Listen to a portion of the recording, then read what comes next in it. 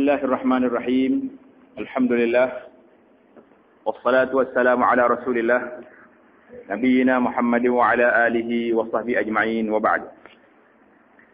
Kita sambung kembali pelajaran kita dalam kitab Munniyatul Musalli, iaitulah cita-cita orang sembahyang. Pada minggu lepas kita telah berhenti sampai hadis Nabi mengatakan sallallahu alaihi wasallam, Nabi mengatakan sallu kama ra'aitumuni usalli.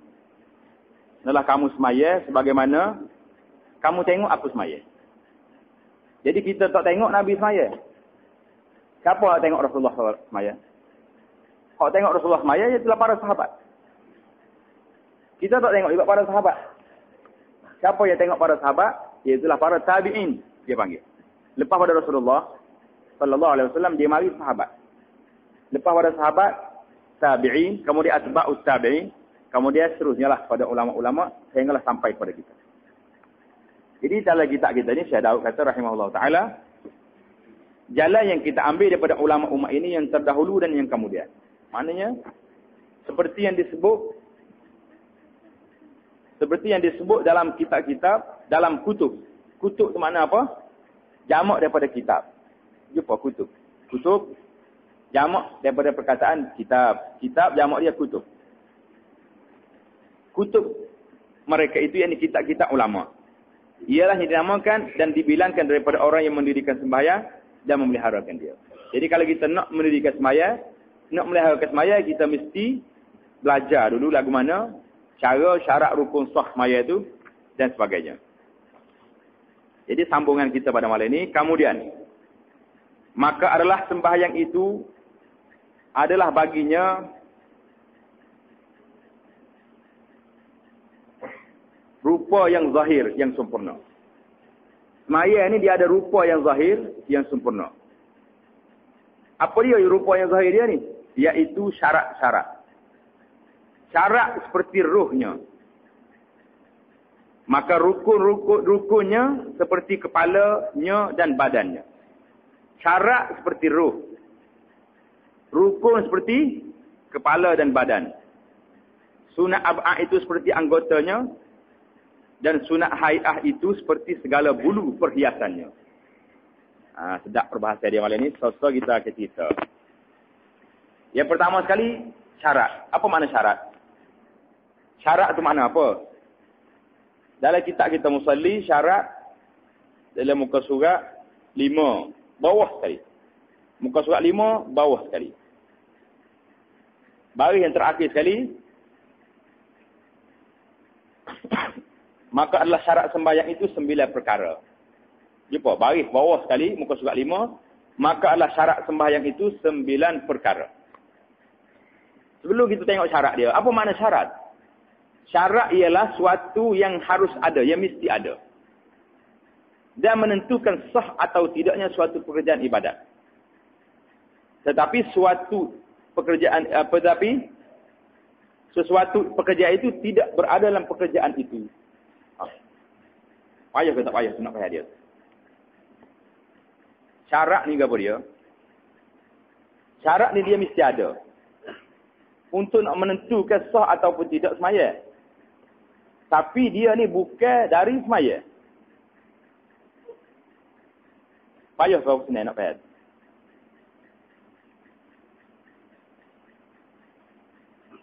Jadi, contoh dia apa dia? Syarat ialah kewujudan suatu perkara bergantung kepada kewujudannya. Ada dia tu, adalah semaya. Ada dia tu, ada semaya. Tapi tak semestinya ada dia tu. Dan bukan suatu bahagian atau juzuk daripada perkara tersebut. Syarat asas semaya ni ada berapa? 9 perkara. Tengok dalam kitab kita nombor muka akhir. Yang pertama, mengetahui masuk waktu dengan yakin. Kita akan baca lah dalam part dia nanti. Cuma nak contohnya. Syarat yang pertama nak asas semaya ni apa dia? Masuk waktu. Syarat yang kedua, at-taharah. Taharah makna apa? Maknanya berwudu, bersih. Pasal itulah dia kata, taharah ni bukan daripada semaya. Tapi tidak sah semaya, mesti ada taharah. Faham? Itu pasal itu dia kata, suatu yang mesti ada.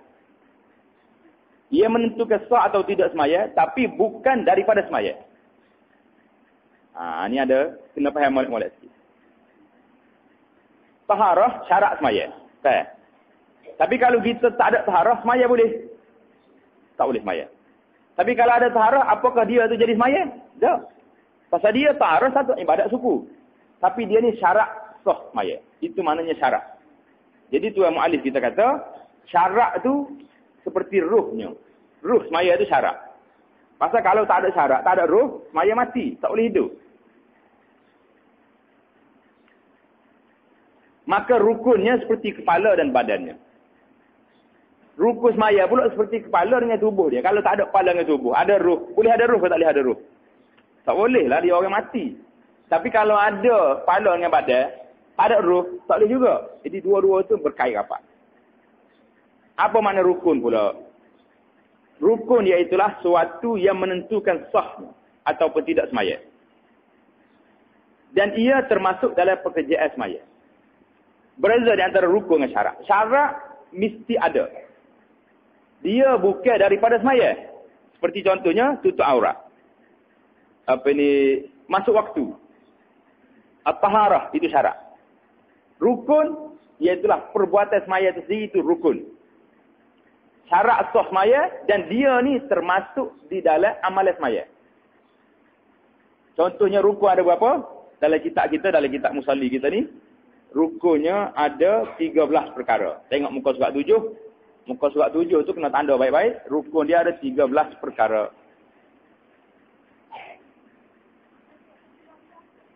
Muka surat 7, baris yang keempat. Maka rukunnya itu 13 perkara. Pertamanya niat. Kena tanda tepi. Tanda tepi kitab tu rukun semaya. Tulis besar gitu. Pasal kitab lama ni, sistem dia tak ada tajuk, tak ada bab. Jadi insyaAllah kalau siap kitab kita ni, dalam syarah kita ada tulis dalam ni, kita akan buat bab. Rukun, syarat, tidak ada. Jadi mudah nak cari.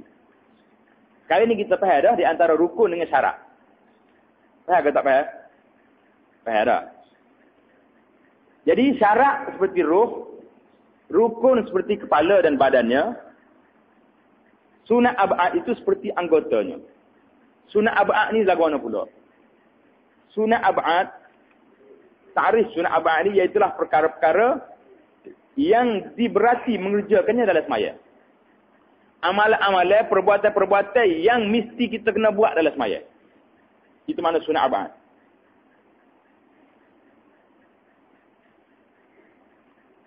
Sebab itu dinamakan sunat ab'ad. Kerana dia ni memang suruh buat. Ia ni perkara-perkara penting yang menyerupai dengan rukun semaya.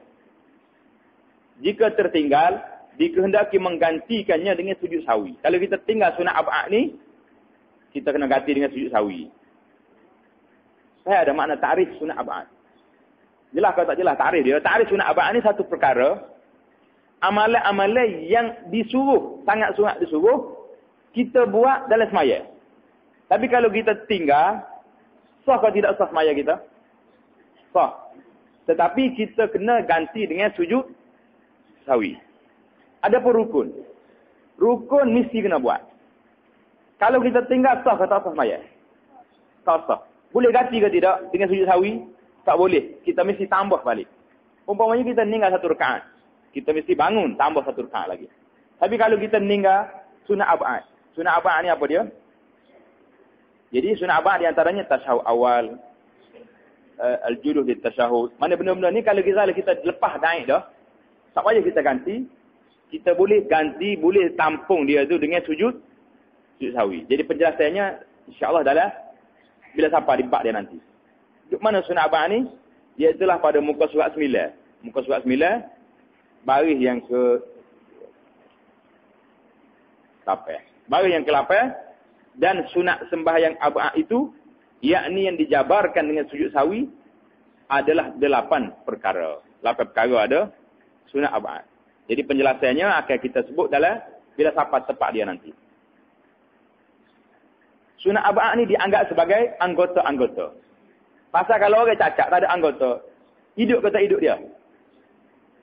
Hidup tak? Hidup. Berapa ramai orang tak ada kangen, tak ada kaki, tak ada apa-apa, tak ada mata, hidup. Boleh hidup. Tapi dia panggil tidak sempurna cacat. Jadi ibaratnya sunat ab'ad ni, kalau salah kita tak buat, orang hidup semaya tu sah tapi cacat. Tak cukup. Tidak sempurna semaya dia. Itu ibarat kata. Tapi kalau orang tak ada kepala, boleh hidup. Aku ada juga dalam modern, orang tak ada kepala hidup juga, boleh. Tak boleh. Pasal itu dia panggil rukun. Rukun ni mesti kena buat. Tak boleh tinggal. Itu beza di antara sunat. Sunat ab'ad itu dianggap sebagai anggota dan sunat hay'ah itu seperti segala bulu perhiasan. Sunat hay'ah ni macam bulu lah. Misal kita, janggut kita, rambut dah. Kalau tak ada rambut, tak ada apa-apa. Jadi, pada dasarnya. Tapi tak comel lah, tak comel. Tidak handsome, kata orang. Jadi, kena ada juga lah. Dia kata, tak apa sunat hay'ah je. Jangan-jangan. Setiap benda Nabi kita buat, kita jangan je. Jangan kata, sunat je. Tak boleh. Baik. Apa makna sunat hay'ah pula? Sunat hay'ah iaitulah perkara-perkara sunat yang menyempurnakan bentuk dan keadaan salat. Itu makna sunat hay'ah. Tetapi jika tertinggal, kita tinggal terlupa. Atau ditinggalkan dengan sengaja, tidak dikenakan sujud sawi. Sunat-sunat hay'ah ini, bilangannya banyak. Tengok dalam surat muka surat 9. Baris yang lepas 5 baris lepas daripada sunat ab'ad itu, dia akan mari sunat hay'ah. Jadi penjelasannya kita akan pergi apabila sampai di tempatnya nanti, insya-Allah taala. Dan ada baginya rupa hakikat yang batin. Ada baginya itu maknanya ada bagi semaya itu rupa hakikat yang batin dan tiada sempurna bagi sembahyang dan tiada tamamnya. Tamam itu makna sempurna juga. Melainkan dengan mendirikan ia dengan keduanya sekali. Maknanya sembahyang ini tidak lengkap. Tidak sempurna, tidak komplit, molek kecuali kita mari dua-dua. Hakikat zahirnya dengan syaratnya, dengan rukunya, dengan sunat ab'adnya, dengan sunat hay'ahnya, dengan hakikat batinnya, dengan khusyuknya, dengan tawaduknya, barulah semaya kita tu jadi sempurna, jadi molek. Maka adapun rupanya yang zahir itu, maka iaitu seperti berdiri qiyam, itu rupa yang zahir. Pasal dia termasuk di dalam syarat. Dan takbir, dan membaca Fatihah, dan ruku', dan i'tidal, dan dua sujud, dan duduk antara keduanya, dan duduk tasyahud, dan tahiyah, dan salam. Jadi semua perbuatan-perbuatan zahir ini, itu dia panggil hakikat rupa semaya yang zahir.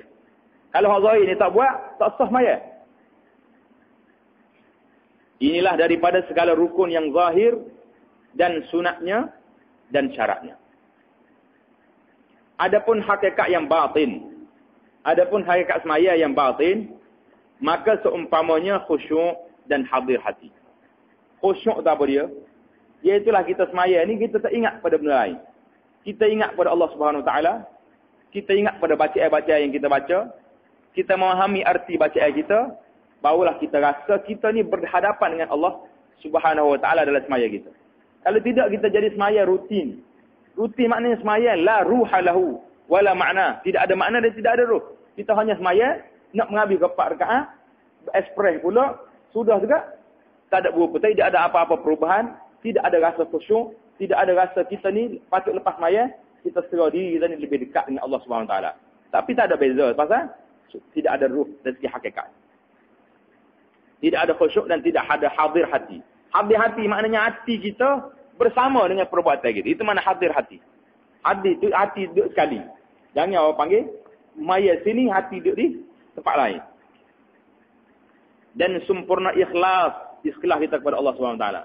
Jangan ada kita takbir Allahu Akbar. Nak orang kata waruk dia tu. Kalau ada ni, tak ada ruh maya. Dan tazallul. Apa mana tazallul? Mana apa tazallul? Tazallul maknanya menghina diri kepada Allah Subhanahu Wa Taala.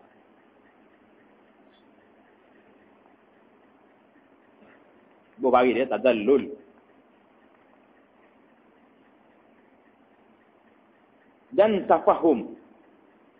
Tafahum bagi makna qiraah. Makna dia, artinya memahami arti bacaan. Itu makna tafahum bagi ma'ani qiraah. Bagi ma'ani qiraah, mana tafahum memahami arti-arti baca semaya. Dan tasbih yang kita dok mengucap subhanallahil azim, subhan rabbiyal ala, itu makna tasbih. Dan lainnya daripada segala wazifah. Wazifah ni makna penjagaan daripada kerja-kerja semaya yang batinah, yang batin, yang kita tak nampak, kerana dia ni duduk dalam hati kita. Maka zahir sembahyang. Semaya hak zahirnya berlaku mana? Bahagian badan dan anggotanya. Dan batin sembahyang bahagian hati dan sir. Apa makna sir? Sir itu bahasa Arab. Bahasa Melayu kita, rahsia yang tersembunyi yang ada dalam diri kita. Mana hak zahirnya, semua perbuatan kita zahir. Yang rahsianya, yang batinnya, iaitulah bahagian hati dan sir. Perkara-perkara rahsia yang ada dalam diri kita. Kita khusyuk, kita tazallul, kita rasa rendah diri waktu kita semaya kepada Allah Subhanahu Wa Taala. Dan demikian itu mana? Batin kita ni tempat tilik hak Allah Subhanahu Wa Taala daripada hambanya, iaitulah hati dan sir. Sir itu mana? Rahsia yang ada dalam diri kita. Kata Imam Al-Ghazali rahimahullahu ta'ala. Apa dia nama Ghazali? Al-Ghazali ni salah seorang ulama yang besar di dalam mazhab Asy-Syafi'i. Nama dia, gelar dia Abu Hamid. Abu Hamid. Nama dia Muhammad Ibnu Muhammad Ibnu Muhammad Ibnu Ahmad Al-Ghazali At-Tusi. 3 kali Muhammad. Boleh buat kita buat nama tak? Boleh sekali ngah Aml Ghani bin Aml Ghani boleh. Nama dia Muhammad bin Muhammad bin Muhammad bin Ahmad. Boleh 4 kali 3 kali nama. Gelar dia Abu Hamid, dikenali dalam mazhab Syafi'i dengan nama Hujjatul Islam. Hujjah al-Islam. Seorang yang masyhur, dilahirkan pada tahun 445 Hijrah dan dia meninggal dunia pada tahun 505 Hijrah. Dilahir pada tahun 445, meninggal dunia pada tahun 505. Di antara karangan dia yang paling masyhur iaitulah kitab Ihya Ulumuddin. Inilah di antara kitab masyhur. Orang kenal Imam Ghazali dengan kitab Ihya Ulumuddin. Dia mau tak kenal Ghazali ni dengan kitab-kitab muallafat dia yang masyhur lagi. Dia ada kitab fiqh yang besar, nama dia Al-Basit. Al-Basit besar. Dia tengok terlalu panjang Al-Basit ni, dia peringkas sikit dengan nama Al-Wasit. Al-Wasit. Wasit pun panjang juga. Dia tahu orang malas juga nak baca. Dia ringkas satu lagi kitab dia, nama dia Al-Wajiz. Al-Wajiz, malas juga dia tahu ni. Dia ringkas satu kitab lagi, nama dia Al-Mukhtasar. Imam Ghazali ni kitab fiqh dia ada beberapa kitab. Al-Wasit, Al-Basit yang paling besar sekali. Kemudian Al-Basit. Al-Basit, Al-Wasit, Al-Wajiz, Al-Mukhtasar. 4 buah kitab masyhur. Dan kitab dia adalah usul al-fiqh. Kitab yang masyhur di kalangan ulama Syafi'i. Nama dia Al-Mustasfa. Dengan sad. Bukan Mustashfa. Kalau Mustashfa jadi hospital. Dia nama Al-Mustasfa. Kitab dia besar. Ini kitab usul al-fiqh. Memang masyhur Imam Ghazali rahimahullah ta'ala. Dengan karangan-karangan dia. Dan banyak lagi lah kitab-kitab karangan yang masyhur. Kerana dia Fadaih al-Batiniyah, Tahafuz al-Falasifah dan lain-lain kitab. Memang dia ni orang-orang yang masyhur. Yang dikenali. Tak ada orang tak kenal Al-Imam Abu Hamid Hujjatul Islam Muhammad Ibnu Muhammad Al-Ghazali At-Tusi. Jadi orang kita dia tak kenal nama Imam Ghazali. Dia kenal nama Ghazali. Al-Ghazali itu bukan nama dia. Nisbah pada tuk dia. At-Tusi nama tempat, nama kampung dia. Ghazali itu sebab pada pija tuk dia. Jadi rahimahullah ta'ala kata Imam Ghazali. Dia kata apa? Umpamanya. Orang yang mendirikan rupa sembahyang yang zahirnya jua. Dan lalai ia daripada hakikatnya yang batin. Orang semaya ni, zahirnya jadi molek. Hak batinnya, hakikat batinnya tak jadi. Seperti umpama, seorang menghadiahkan bagi raja yang amat besar darjatnya, akan seorang, seorang apa tu? Akan seorang, apa dia tu? Dengan apa?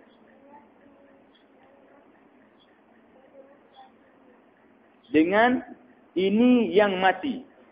Tak faham? Saya tak faham? Tak faham. Kita balik pada satu nuskah lagi, nuskah Miriyah yang dicetak di Mekah. Dia kata akan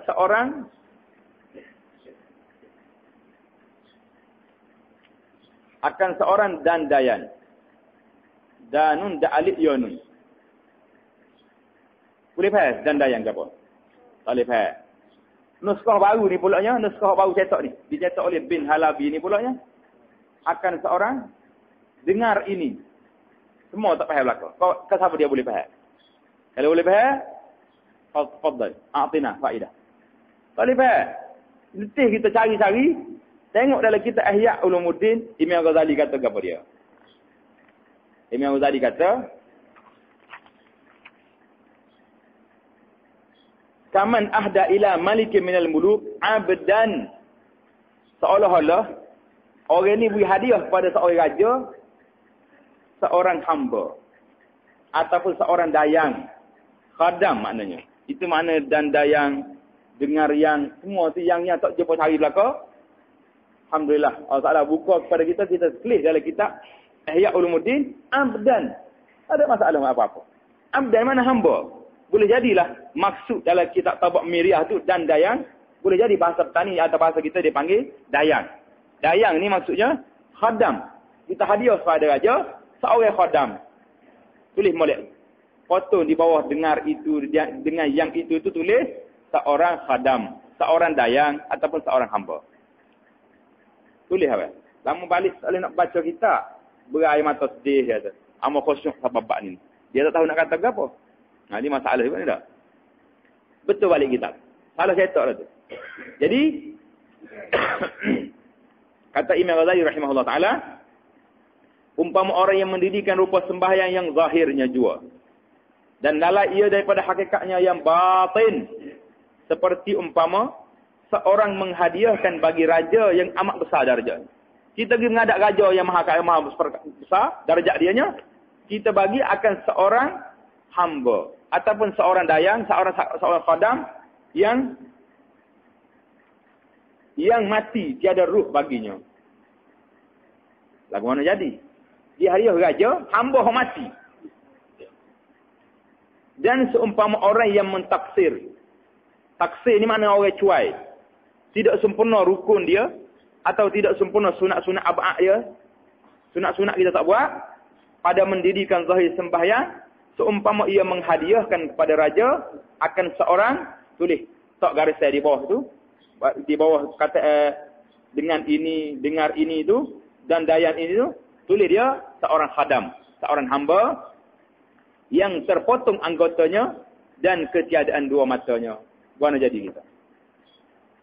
Kalau kita beri hadiah semaya, orang tak cukup syarat. Seolah-olah kita beri raja ni seorang hamba, tak kita beri hadiah. Hadiah ke raja, seorang khadah hak mati. Jadi kalau kita pergi semaya pula, tapi tak cukup syarat, tak cukup apa ni sunat-sunat dia tak buat, seolah-olah kita hadiah kepada raja, seorang hamba yang tak ada anggota, yang cacat. Dua-dua ni berat belaka. Tapi hak mula-mula tadi berat lagi. Beri hak mati. Hak ni hak cacat. Cacat ni kalau ada kaki. Dia lagi orang lari dah. Belum raja bunuh dia. Tapi hak tu tak payah lari dah. Dia mati dah. Maka adalah. Ia orang yang menghadiahkan ini. Yang dahulunya hadiah hak mati tu. Melentangkan. Tak dalam garis saya. Melentang mana? Meletakkan. Kedua-duanya itu akan diri keduanya bagi raja itu seksa dan murkanya dan marahnya. Orang yang hadiah lagu ni ke raja ni, orang ni telah pun meletakkan dirinya kepada kemurkaan dan kemarahan raja. Tak usah raja lah. Kalau beri kepuk kita pun kita marah. Bagi hadiah orang mati. Kok apa dia hadiah orang mati? Beri hadiah ni biar baik-baik, comel-comel. Ni mak mari orang mati. Tak ada faedah dah. Tanda-tanda kubur lah. Kerana keduanya itu, dua-dua hadiah, sama ada hak mati ataupun hak cacat, menghinakan bagi hormat kerajaannya. Hormat raja tak ada. Beri hadiah bagi mati gini. Dan meringankan oleh keduanya dengan hak kerajaan. Orang ini tak hormat kepada kerajaan. Kemudian katanya, maka tilik uihmu akan diri kamu, yang kamu hadiahkan sembahyang kamu kepada Tuhan kamu. Hak sani bandingnya kita pergi hadiah raja ni, bandingnya contoh. Ini kita tilik pula lagu mana semaya. Hak kita serah semaya kita ni, hadiah semaya kita ni kepada Tuhan kita. Jangan ada seperti itu. Jangan ada supaya hadiah raja tadi. Tak ada kepala lah, mati, tak ada ruh dan sebagainya. Dan takut oleh kamu. Kemudian maka takut bahawa engkau menghadiahkan dengan sifat ini mewajibkan kamu siksaan Allah Subhanahu wa taala. Ini pentingnya kita mesti belajar maya dengan sempurna dengan khusyuk.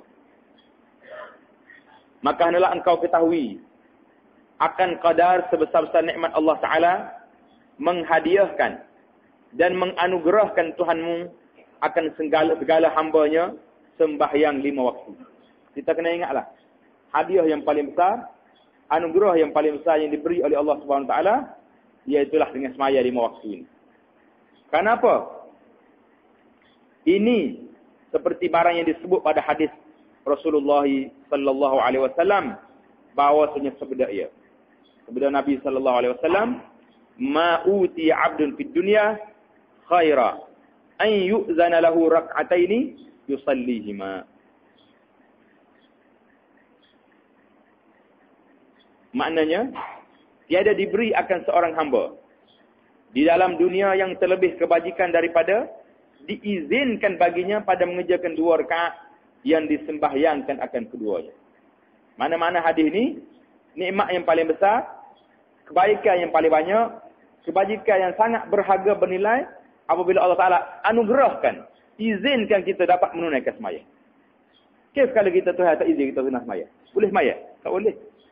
Yang buat kita lalai kau, kita lupa kau, kita tak ingat kau, kita gapo kau, kita leka, maka semua perbuatan-perbuatan tersebut akan mengeluarkan kita daripada hamba Allah Subhanahu Wa Taala yang patuh, yang taat pada dia. Itulah nikmat sebesar-besar nikmat. Hadis ini tanda di tepi dia. Rawahu Tabarani daripada Abi Umamah Al-Bahili dengan sanadnya yang dhaif. Sanad hadis ini lemah. Hadis ini lemah dari segi sanad dia.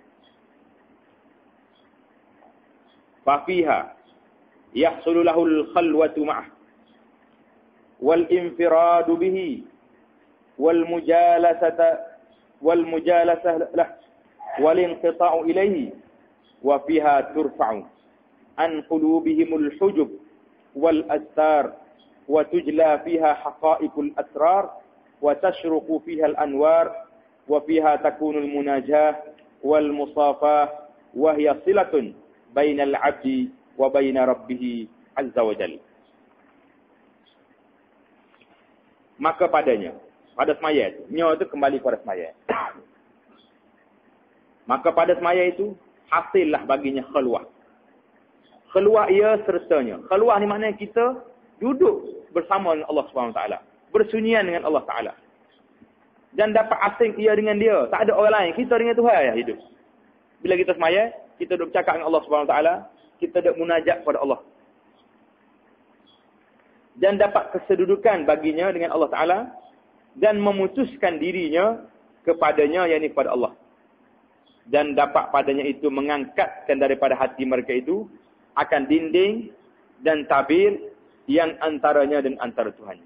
Maksudnya kalau kita semaya yang sungguh-sungguh, semaya kita khusyuk dengan Allah Ta'ala, kita akad hijab di antara kita dengan Tuhan. Kita seolah-olah, kata Nabi dalam ihsan, Nabi kata, ka'an ta'budallah ka'annaka tarah. Mu sembah Allah Ta'ala seolah-olah mu tengok dia. Fa'illam takun tarah fa'innahu yarak. Kalau mu tak segera nampak tengok Tuhan, mu kena ingat Tuhan tengok mu. Maka pada masa itu kita akan semaya, khusyuk, tawaduk, tazallul kita cukup. Apabila kita ingat, kita ini berhadapan dengan Allah Subhanahu Wa Ta'ala. Dan nyatalah padanya itu segala haqa'iq, hakikat kebenaran. Dan asrar, yakni rahsia-rahsia. Dan teranglah padanya cemerlang segala cahayanya. Dan adalah padanya munajat. Munajat di mana kita bercakap dengan Allah Subhanahu Wa Taala. Hamba dengan Tuhannya.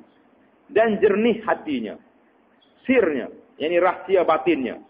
Dan ialah perhubungan antara hamba dengan Tuhannya Azza wa Jalla. Semaya ini adalah merupakan perhubungan antara kita dengan Allah Subhanahu Wa Taala, iaitulah kita semaya. Kata Muhammad bin Ali Tirmizi. Muhammad bin Ali Tirmizi ni kena ingat, ini bukan Imam At-Tirmizi sahib As-Sunan lah. Bukan tuan kita Sunan At-Tirmizi. Muhammad bin Ali bin Hasan bin Bishr Abu Abdullah dikenali dengan nama Al-Hakim At-Tirmizi. Al-Hakim At-Tirmizi ini orang lain. Nama yang tak kata berkata Imam At-Tirmizi sahibus Sunan. La, ada khata, fahish. Ini orang lain. Orang suku Saka. Dia ni dikenali dengan nama Al-Hakim At-Tirmizi. Hak tuai kita As-Sunan tu, nama dia Abu Isa At-Tirmizi. Abu Isa At-Tirmizi. Hak ni dikenali dengan nama Al-Hakim At-Tirmizi. Al-Hakim At-Tirmizi kata nama dia apa? Muhammad bin Ali Al-Hakim At-Tirmizi. Dia ni seorang pengkaji, seorang sufi, ahli tarik, ahli tasawuf, seorang yang zahid, mempunyai banyak karangannya. Di antara kitab dia yang masyhur, Nawadirul Usul fi Ahadithir Rasul sallallahu alaihi wasallam, dan kitab juga nama kitab dia As-Salah wa Maqasiduha. Jadi oleh kerana kitab ni kita boleh jumpa, jadi kita tak nampak nas yang dibawa oleh muallif di sini, kita baca sebagaimana makna dia saja. Kata Muhammad Ali Tirmizi rahimahullah ta'ala, bermula sembahyang itu imaduddin. Semaya itu, imaduddin ialah tiang agama. Dan ialah yang pertama yang diperdukan dia oleh Allah Ta'ala atas sekalian muslimin itu sembahyang. Jadi perdunya, diperdu ke atas kita oleh Allah SWT, semaya.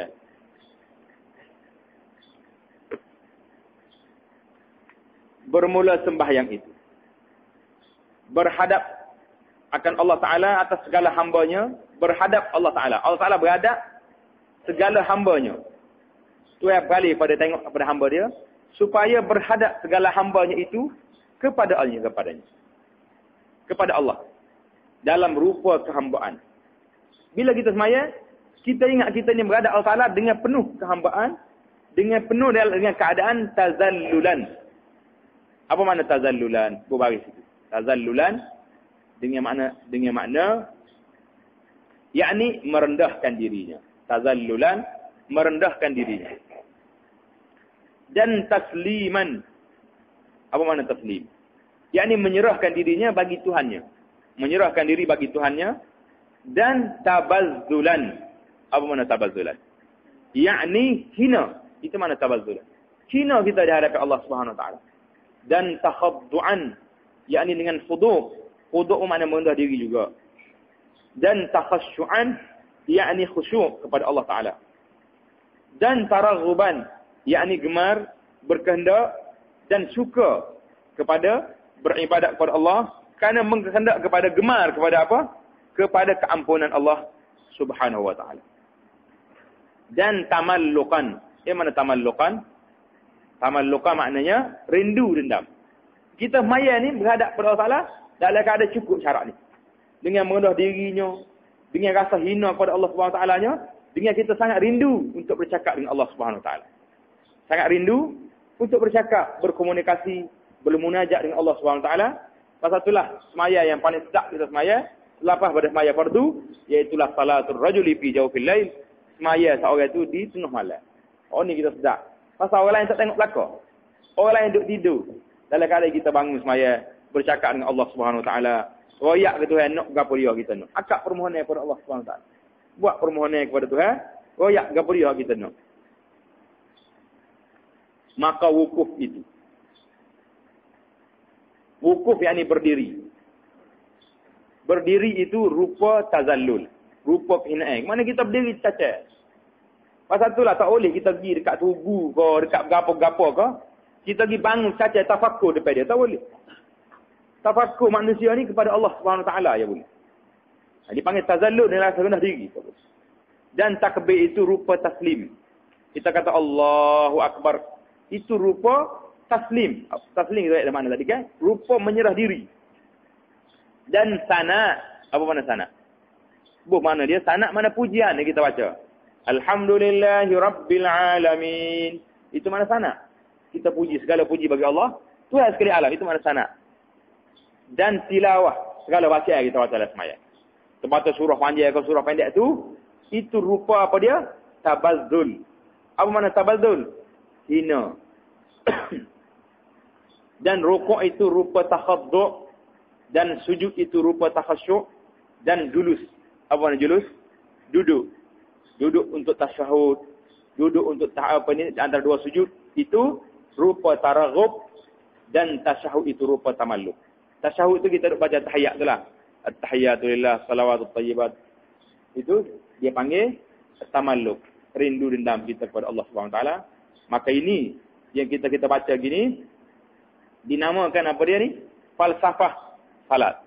Falsafah mana nak mengetahui rahsia-rahsia semaya itu lagu mana? Apa semua perbuatan-perbuatan kita semaya telah dijelaskan di sini dengan khusyuknya, dengan tazallulnya, dengan takhaddu'nya, dengan takhasyuk, semua sekali ada. Biar kita tahu lagu mana nak buat jalanan semaya yang ada ruh dan ada rupa jasadnya yang baik. Maka berhadap segala hamba kepada Allah Ta'ala dengan itu sekaliannya, dengan sifat-sifat yang tersebut di atas tadi, supaya berhadap Allah Subhanahu Wa Ta'ala ke atas mereka itu. Tarahum, berbagi tarahum, yakni dengan kasihannya. Jadi kita buat semua yang kita buat ni, dengan kita semaya, dengan khusyuknya, dengan apa semua kita buat ni, syarat rukun dia, supaya nak minta tarahum, minta belas kasihan Allah Ta'ala kepada kita. Dia kita sayang, Allah Ta'ala sayang kepada kita, dia akan jaga kita daripada segala makruh, dia akan jaga kita daripada syaitan, dia akan jaga kita daripada jin. Kalaulah Allah Ta'ala juga bala cuba atas dunia ni, dia nak naik pangkat kita di atas syurga. Pasal itulah Nabi kata sallallahu alaihi wasallam, ada tingkat dalam syurga esok, manusia ni tak boleh sapa dengan amalan dia. Beramal cara mana pun tak sapa nak pergi sini. Tapi Allah Ta'ala cuba kita dengan ujian, dengan bala Allah Ta'ala. Dengan sebab ni kita sabar, kita boleh naik sapa pada darjat yang tertinggi, yang tak sapa dengan amal yang kita buat. Boleh jadi kita malah beribadat tidak begitu khusyuk. Tapi bila Tuhan bala, kita sabar. Ihtisabul ajr. Mengharapkan pahala daripada Allah SWT, dengan ujian tersebut, Allah Ta'ala boleh angkat naik darjat kita. Akan sampai pada serengkat yang tinggi, yang tidak sampai dengan sebab amalan kita. Jadi, semua perbuatan yang kita buat, supaya berhadap Allah Ta'ala atas mereka itu, tarahum, yakni dengan kasihannya dan lembutnya, dan berhadap dan terimanya. Allah Ta'ala terima semua amalan kita dan hampirkan kita kepada Allah Subhanahu Wa Ta'ala. Maka tiada suatu daripada pekerjaan agama yang terlebih besar daripada ini. Tidak ada lagi amalan dalam pekerjaan agama ini lebih besar daripada sembahyang. Kita tahu dah dari segi hadis-hadis Nabi dan sabda Nabi sallallahu alaihi wasallam yang bermaksud bermula sembahyang itu nur. Dalam hadis lain dari Abi Malik Al-Asy'ari radhiyallahu taala anhu, hadisnya panjang, Nabi kita bersabda, "Was-salatu nur." Hadis ini diriwayat oleh Imam Muslim. Nombor hadisnya 223. Tulis hadis bermula sembahyang itu nur. Hadis ini riwayat oleh Imam Muslim. Nombor hadis 223. Anda kena ingatlah satu kaedah kita belajar hadis. Bila kita sebut hadis ini diriwayat oleh Bukhari, diriwayat oleh Muslim, tak payah tanya lagi dah. Sahih ke tak? Hadis ini hadis sahih. Berasal kepada penerimaan ulama-ulama hadis tentang as-sahihain Bukhari dan Muslim. Dan lagi sabda Nabi sallallahu alaihi wasallam yang bermaksud. Subhanakallahumma wa bihamdik, asyhadu an la ilaha illa anta, astaghfiruka wa atubu ilaik. Subhanakallahumma wa